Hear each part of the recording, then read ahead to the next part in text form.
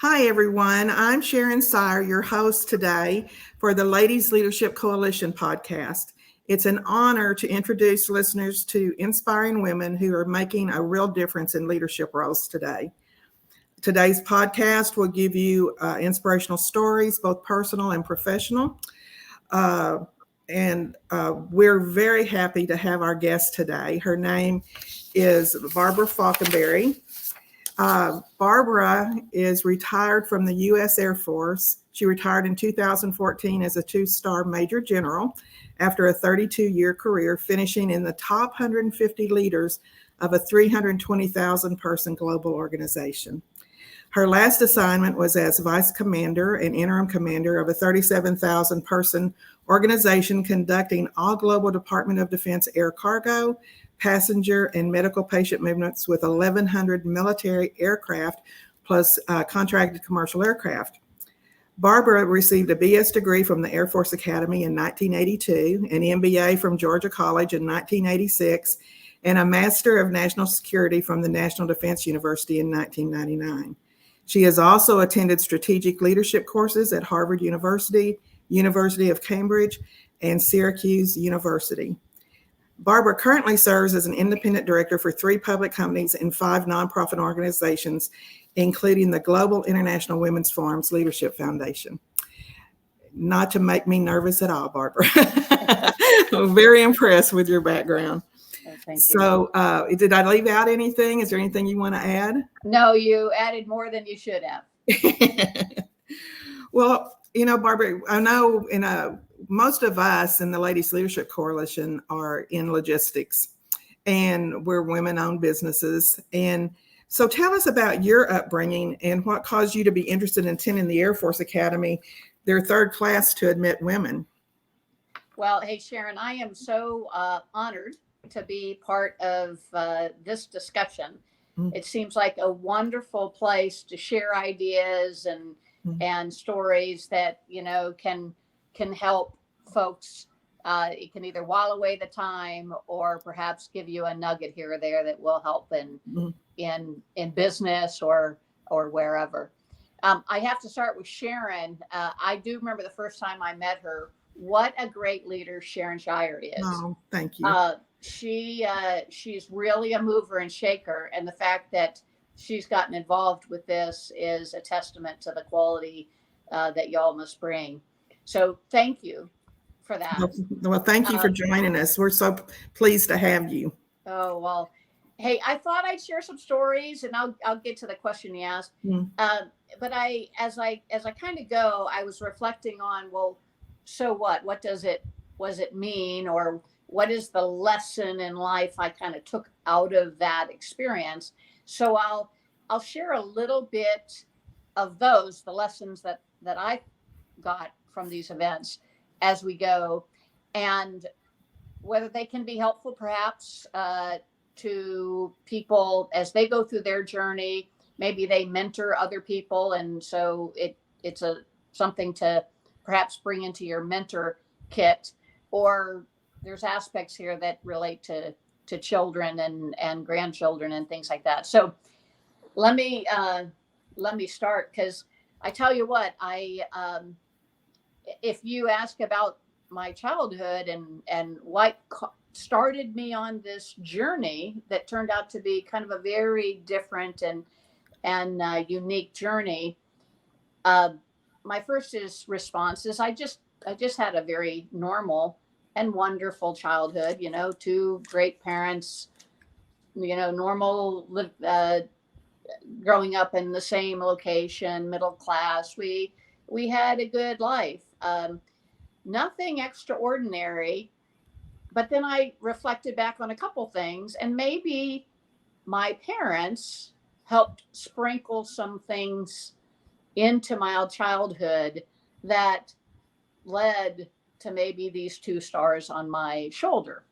But just to give you a couple examples, when I was 6 years old, somehow my dad said, you should write down stories. And, I wrote down some stories on my lined school paper, and then would draw in a sixth grader's drawing, little illustrations with my story. And my dad bound it in a little flexible kind of made up binding. But I mean, I thought this was really cool. It was my first book. I was an author at 6 years old. But, maybe that taught me that I could write, I could express my thoughts. I remember in sixth grade, around Halloween, it was common to raise money. And I actually forget the charity. I think March of Dimes is more associated with Easter, but there was some charity that, instead of going around for candy, people would give you pennies or nickels and you could donate these. Well, I decided to have a haunted house and set up a very elaborate haunted house in my garage and charged, I forget how much, but made over $100 for the charity. Maybe that sprinkled in kind of service to my childhood. I'm not sure. I ran for office in junior high school. Maybe that was kind of a leadership nugget that was put in there early. And then to make money in high school, I wasn't too hot on babysitting. That didn't sound like a real good thing to me, but I mowed lawns. And soon I mowed so many lawns, I needed a trailer, and my dad helped me paint it to match my white and orange pinstriped Maverick Grabber, if anyone has ever heard of that car. And I had a lawn mowing business of 35 lawns. So when I was thinking about college, I didn't know much about the military, but I just thought it would be different. It would be unique. My teachers thought it was a big deal. And at the time that I was thinking about college, I was a junior, and the very first women were allowed to go to our military academies. And so it was on the front page news, and so I thought I'd give it a try. I was attracted to the honor code, athletics, that were part of your whole curriculum. And I didn't know where it would lead. I had no idea I'd stay kind of in as long as I did. I just thought it was unique and different and, quite frankly, a little exciting. So off I went to the Air Force Academy. And I have to tell you that when you first get there, you stand and, it's a culture shock because mom and dad drop you off. And the next thing you know, people are kind of yelling at you and telling you how to stand and, and what to do. And then we walked up a ramp into the cadet area, and the ramp had these huge letters. I mean, the letters are probably 6 feet tall. Bring me men. Well, the Bring Me Men ramp, which was words to an 1894 poem, but the Bring Me Men ramp stood for many years before they thought perhaps it was not appropriate with women in the curriculum and at the academy. So they ultimately changed the Bring Me Men ramp to our core values of excellence, integrity, and service. But that was the beginning of a journey at the Air Force Academy, which was very different. In the women's bathroom, you'd walk in, and there were toilets to go to the bathroom and a shower. But there was all this just wood tacked up. And, you look behind the wood, there are all the urinals. And we thought, they're just waiting to see if we succeed. And if we don't, they can just take away the plywood and they won't have to modify these bathrooms. But of course, women did succeed, and it's a fantastic place. How to many women were in your class? So we started with 125-ish, and about 10% of the student body. And we the attrition there's a little high, at the time. We ended with about 74, but we succeeded to the same extent as the men. So the class of 1980, which was the very first class of women, they retained at a higher number than the men, because there was no way any of those tough women were going to let anybody kick them out. And then the next class kind of left in larger numbers than the men. And then our class was kind of even with the men. And quite frankly, we've stayed kind of even there as we've gone since.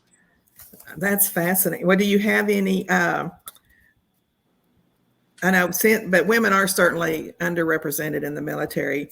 So can you relate some of your early career experiences and how you set the conditions for later success? Well, I just tried to be the best at what I was. And my eyesight's 2800, which is completely correctable with contacts, but was not pilot qualified. And so I wanted to have a traveling life. And so I chose to be a navigator. So in the KC-135, the air refueling airplane that I started off navigating, that's the airplane that is in front of the fighters, and they have a large boom that comes down and refuels the fighters or transport aircraft or bombers, whatever's back there. We can refuel any other airplane in the air. And so the navigator was responsible for navigation, communications, emergency procedures, and things like that. And I thought that would be kind of a neater life, wearing a flight suit rather than wearing my blues and being in an office and being in, some other career field. So that's what I was. But I did my very best there. But plus I did other things.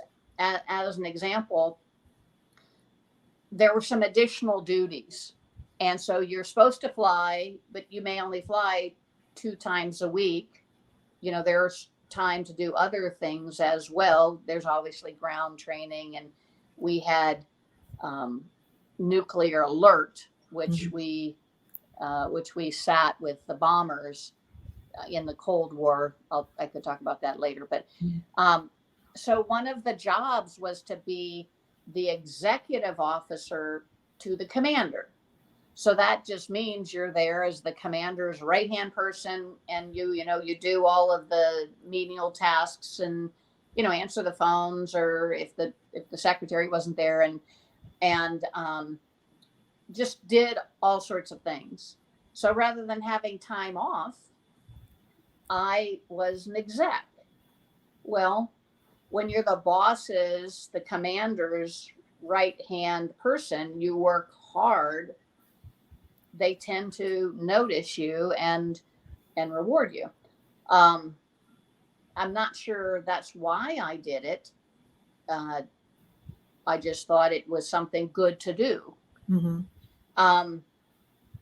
When we had this alert, I used to have to go on base for a week at a time, every 3rd week. So every 3rd week, I had to live on base, live in a building very close, within running distance of the airplanes. So if the horn went off, that was the big warning that the Soviet Union could be flying our way with nuclear weapons, and we needed to get the bombers off the ground to head that way. So that mutually assured destruction of a crazy national strategy that worked back in the day, you needed tankers, you needed the air refueling gas to make that all work. So we had to be out there. But rather than play poker, where a lot of people did, or maybe they just watched a lot of movies. I got my master's degree. I did things. So I guess all that's to say, and I also did really well in athletics. I was the 12-time intercollegiate racquetball champion. And so I would work out, I would work hard, and I excelled. So there's a few lessons that kind of come out of that. One, initiative is always rewarded. So if you say, yes, I'll do that, that's rewarded. And it's either rewarded with success or it's rewarded by really unique experiences. For example, we had a mission there. There were 2 crews, 1 airplane that used to fly the 4-star general around the Middle East. And this was actually in the mid 80s, where people had never heard of these towns like Abu Dhabi and Dubai and Mogadishu and crazy things, Karachi. And so I got on that crew and I'm flying to these wonderful and wild, exotic places where the cultures were so different. And it's just because I said, yes, I'd like to do that. And I wanted to excel. I wanted to be different. One of the things I volunteered for was a very special program, and only 25 captains in the whole Air Force got this program every year. And you went up to the Pentagon for a year and did some neat things at the Pentagon. Well, I volunteered for it. I mean, you're not going to get, 100% of the time you will get nothing that you didn't volunteer for. Right. There's a lot of negatives in that, but the bottom line is to have a possibility, you have to say, yeah, I'll try. And I tried and I got that program. So have the initiative, volunteer, be better than the others. But along those lines, I have kind of a negative story that goes with the. I was going to ask if you did. Yeah. Yeah. And so I got a lot of accolades, right? I'm the executive officer. I'm the big racquetball champion. And people looked at me and said, well, why her? Right. And who does she think she is, or whatever? And so I had a check ride, and to be checked out as an instructor, it's a very subjective analysis. And you're in the airplane and you are instructing another navigator in my situation, and this evaluator instructor was looking at me instruct this young person, and I failed that check ride. I couldn't understand why, and I still to this day don't exactly understand why. But be that as it may, I thought my career was over. I thought, how could I have failed this and never be okay? And so I just took it really hard. But, ultimately I, picked my little self up and, brushed myself off and said, get out there and just succeed. And so failures will come. 1, that's life. But 2, people will kind of shoot at you if you're, getting more attention than they think you deserve. Well, that's part of the challenge of being out there in the lead. People want to snipe at the person who may be standing out front. So was it all? I mean, it was worth it. It started me off in my career, which obviously led out to be a, pretty good one. But those things will happen. You just have to be able to hang in there and pick yourself up the next day. Yeah, and learn from it and Yeah. move on. Yeah. Mm-hmm. Well, now you serve on some corporate boards without really working in public or private companies. So how were you able to get on these boards, and what were your skill set, and what brought you to what you're doing today? Yeah. Well, when I finished my military career, and you know, I was a 2-star general, and so that's a little unique. Mm-hmm. When you start passing out your business card, if you can say, Barbara Faulkenberry, comma, Major General, U.S. Air Force, retired, that at least gets people to go, oh, that's kind of interesting. Yeah. And there's other job titles that get people to look twice, and experience that gets people to look twice. Mm-hmm. But perhaps I got looked twice at because that's unique. But the fact is, in a 32-year executive level military career, there are incredible experiences that are helpful to corporate boards. Mm-hmm. When I retired, I wanted to continue to grow and to learn myself as a kind of a continual learner. And so I was always wanting to try something new, both in my military career and then when I retired. And so when I thought about corporate board service, I thought about, well, I have strategic planning. If I went into the details of all my strategic planning, that could water your eyes. But a lot of strategic planning, leadership development, that's what we do in the military. We're always bringing the next generation on.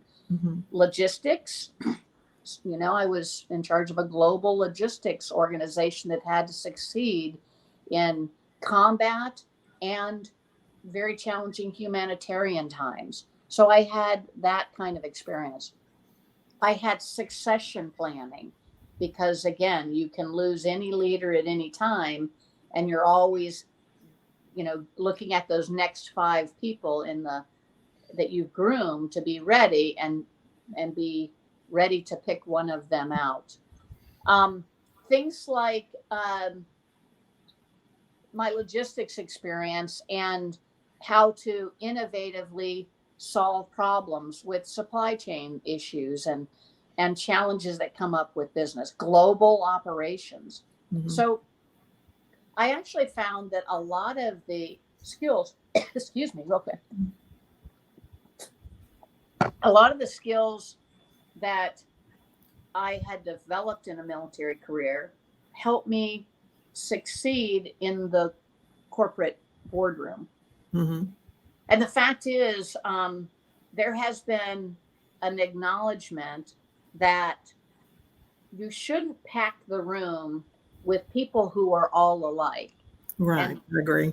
yeah. And, that would be like everyone came out of that industry. Mm-hmm. They all are of the same age. They quite frankly, they all begin to perhaps think alike. And so people with unique skill sets and experiences in life are very helpful when you come into the boardroom. Mm-hmm. And I have found out that obviously my perspective is very unique, and I can bring a lot to the whether it's the nomination and governance committee, audit and ethics and compliance, or executive compensation, the 3 main committees that are on most corporate boards. Mm-hmm. So it's been a fun post career. I was just reading a LinkedIn article. It was a 2020 study that said that women were 28% less likely to be involved with a strong professional network. Mm-hmm. 28% less likely. And if you think about that, and if you aspire to corporate board leadership, corporate board, service, you do need networks. You need to be connected. And if you have questions on, how to position yourself best for corporate boards, I can certainly go into that. Okay. But that's what I found is a lot of fun in my post-military career. Yeah, because Nicole Glenn is one of the founders of the Ladies Leadership Coalition, and I had lunch with her today, and we were just talking about in logistics. I was surprised that the number is as low as it is. There's still only 38% of women in logistics, Yeah. And not all of those are executives. That's just women in general, which to me, I know when I started in the 80s, very few women. Yeah. So I've seen logistics at its worst for women. I see it getting better, but what I see are the strong women that really want to achieve and do more. They're continuing education. We read, we learn, we come up with ideas to make things better. Sometimes the hardest part is getting the men to listen because they've always done it this way, Yeah. And so how, are there very many women on the board seats now that you did? So, it's getting better and better. And they are encouraging boards to move to, first it was 20% representation of women on boards. On the Russell 2000, that was kind of the standard. And then on average, women are now in the Russell 2000, not on the Fortune 100 list necessarily, but women are there broadly in numbers that are past 20% now, and are moving toward up. The new goal is 50% of women, because I would think women bring 50% of the brain power and the good ideas and the things to the table by 2050. That's kind of the new goal. Oh, really?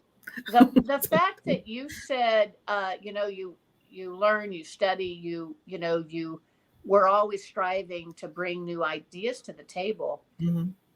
The fact is that women have, one, there's an awful lot of career fields today, to include logistics, to include the military, that women are underrepresented. Now, that is not uncommon across the career fields. And so the women listening to this podcast, I bet you there are a lot of people that are saying, well, I'm in a male dominated career field. So what have women historically done? We've just been better. We know we have to be better to be even. And if you're a woman of color, you have to be twice as good. Exactly. And so it's been in our psyche, I think, since the time we've grown up. And so you will find women who have just worked harder, been better. I have 4 master's degrees. I continually learn because I think that's good.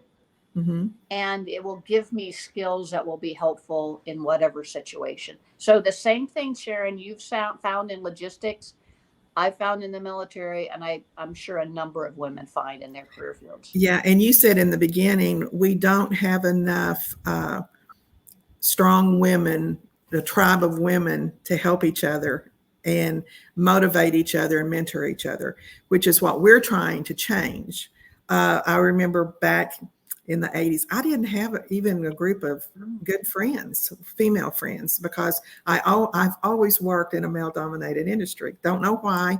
It's just, I just ended up there, not on purpose, mind you, but that's where I've ended up. But it's been a good industry for me. But what I have found over the years is you have to have those strong women to push you, to tell you the truth, And set the right example so that you have some, because I have found I've learned a lot of leadership skills just by learning what I thought were good leaders and following their footsteps versus staying away from leadership qualities that weren't I thought as good. They were demeaning, or how they micromanagers. So I have my leadership skills. It's just a conglomeration of what I've observed, who I've worked with, the best of the of the best, and left out the worst. So, but you've got to have somebody to tell you those things. Yes, and if I can elaborate on a point that you brought up, and it's, you've seen leadership attributes that are both good and bad. And sometimes we stereotype to say these are masculine leadership attributes. It's decisiveness, it's accountability, it's being bold. And so these are masculine attributes. And then sometimes we say there's these feminine attributes. This is empathy and listening and communications. And I found, as a general officer in the Air Force, and quite frankly, I believe a fundamental part of my success was me blending a good amount of both those masculine and feminine leadership attributes. And in fact, my kind of superpower were those things that we would call those feminine leadership attributes, because I cared about those that, worked for me. I wanted them to succeed in their careers. And so I cared about their family.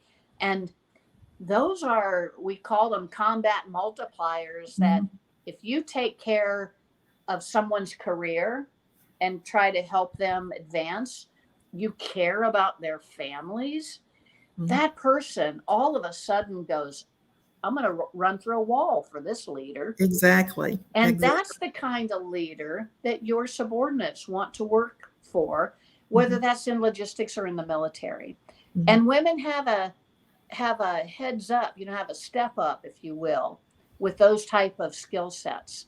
And so rather than shy away from other women and think that, okay, I got to hang with the men to succeed like the men, it's a balance of networking and skill sets that you should bring, and you'll find that your leadership style is much richer and much more effective. And I've been fortunate enough that I have mentored not just women, but men as well. And, the thing that brings me the most joy in my career is seeing the people that I mentored succeed far above what I've been able to do. And, because I know maybe I had a little something to do with that, but I mean, I'm very happy for them. And, and I keep in touch with everybody. I mean, it's almost like you become a family, and you want to celebrate their successes. And, it was kind of funny because I got a call the other day. They said, I finally got to this position I wanted, and we had this crisis, and they said the first thing I thought of is, what would Sharon do? Oh, that's a great compliment. Yeah, so it was a really great compliment. And I said, well, what did you do? And she said, well, I did this. And I said, it's perfect. That's you. You have found yourself and your leadership style. So that's good. So yeah, I think it's great that we can contribute to that. And, I was telling Nicole at lunch, I said, it's funny, back in the 80s, I don't think we were thinking about breaking the ceiling. We were thinking about getting a seat at the table. Yeah, if we could just get a seat at the table, we felt like we were accomplishing something. So, well, you know what? I have one question for you that we didn't discuss. You sign your emails, Your Life Camino, lived one step at a time. Could you explain that and what that means to you? Well, one of the joys that I've had since I've retired, I say I'm semi-retired, because serving on corporate boards is a part-time kind of role in my mind. And so I have a lot of time to do the adventures and the travel that I've always wanted to do. Mm-hmm. And so I was never a hiker. I had only gone down to the Grand Canyon and camped and came back one time. And then after I retired in 2014, in the fall, in the spring of 2015, I took off with two other women to hike the Camino de Santiago trail. And it's a spiritual journey in Spain. The destination is Santiago, the town, and where there's some relics of the Apostle St. James. Mm-hmm. And so we picked for our first hike a 500-mile hike. And a Camino in Spanish, it's a journey. So the tagline says, you know, your journey in life is taken one step at a time. And it's about, to me, the journey, not the destination. You know, Santiago, it might be the destination, but we'll get there when we get there. It's today, seeing and feeling and thinking and being in the today. It's about the journey, not about the destination. And so that's what I have down there that has come out of my Caminos. And in fact, we go back just about every year, and I've now done about 1,600 miles hiking in Spain. So that's been fun. Very impressive. So what a great way to end our podcast. It's so positive and inspirational. And Barbara, I thank you so much for joining me today. It's been an honor to spend time with you. And I want to thank you for your service. I mean, you have gone above and beyond. So thank you. Thank you. Sharon, it's an honor to spend some time with you, since we don't get to see each other anymore. And thank you so much for the honor of being on this podcast and being part of this community. Okay, thank you. All right, everybody, join us for our next podcast. It'll be in a few weeks. See you soon. Bye-bye.